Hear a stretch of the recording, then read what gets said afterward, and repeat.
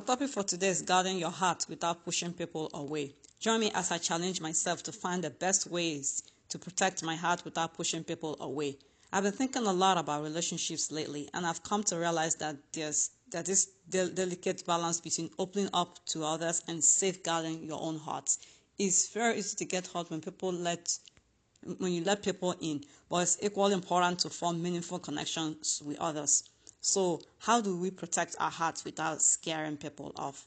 One of the main reasons we struggle with this is the fear of being emotionally vulnerable. When we're vulnerable, we feel exposed and open to potential hurt. This fear can be overwhelming, and it's natural to want to shield ourselves from it. But when we become too guarded, we also risk isolating ourselves from others and missing out on deep, fulfilling relationships. This fear can lead to some pretty common behaviors like holding back on true feelings or putting up walls to protect ourselves. But these behaviors can be misinterpreted by others. We might seem aloof or unapproachable. It's a vicious cycle we are afraid of getting, and we're afraid of getting hurt, so we protect ourselves. But in so doing, we push others away and end up feeling even more isolated.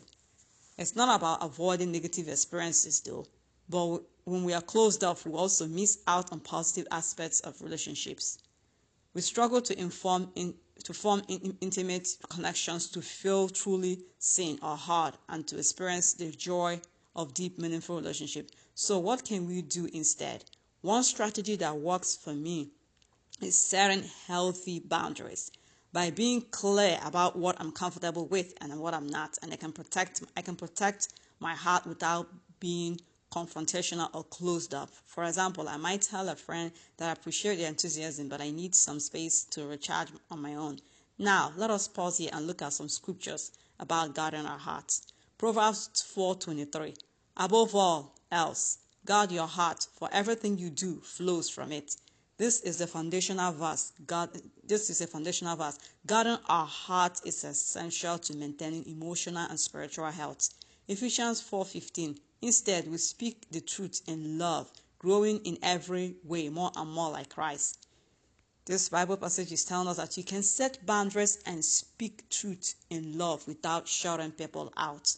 Colossians 4:6. Let your conversation be always full of grace and seasoned with salt, so that you may know how to answer everyone.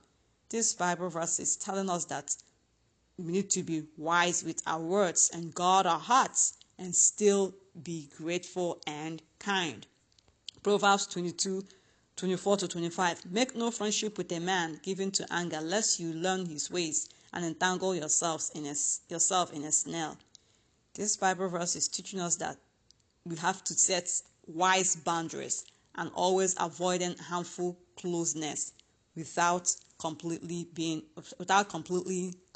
isolating. Philippians 4:7.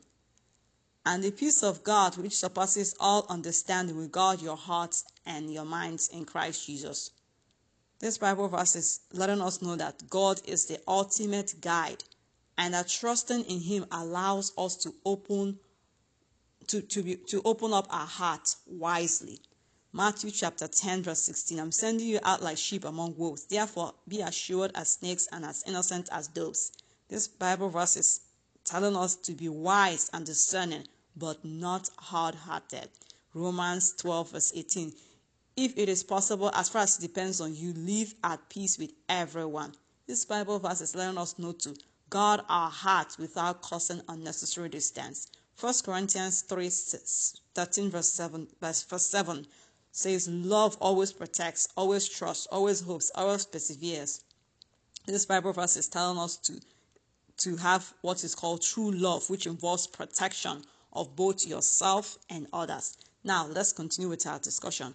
Communicating openly is another key approach. When I'm feeling vulnerable, I try to express my feelings in non-accusatory way. This helps to build trust and understanding with others rather than pushing people away.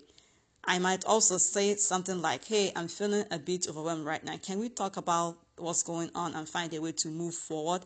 Another strategy that helps me is practicing self-awareness. By being more attuned to my own emotions and needs, I can anticipate what I'm starting to feel, or when I'm starting to feel overwhelmed overwhelmed or vulnerable. This allows me to take steps to protect myself before I feel like I'm in a crisis mode. Emotional intelligence plays a huge role in all of this. When we are unable to understand and regulate our own emotions, we are better when we are able to understand and regulate our own emotions, we are better equipped to navigate complex relationships and communicate effectively with others.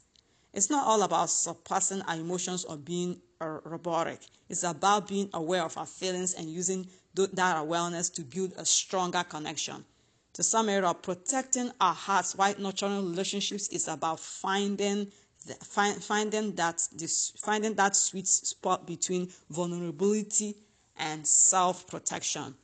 By setting healthy boundaries, communicating openly, and practicing self-awareness, we can build strong, meaningful relationships while safeguarding our hearts. If you're struggling with this balance, I did love to hear about your experiences in the comments. What strategies have worked for you? Also, be sure to check out my next video on building emotional resilience. I think you will find it really helpful in navigating these complex relationships. God bless you.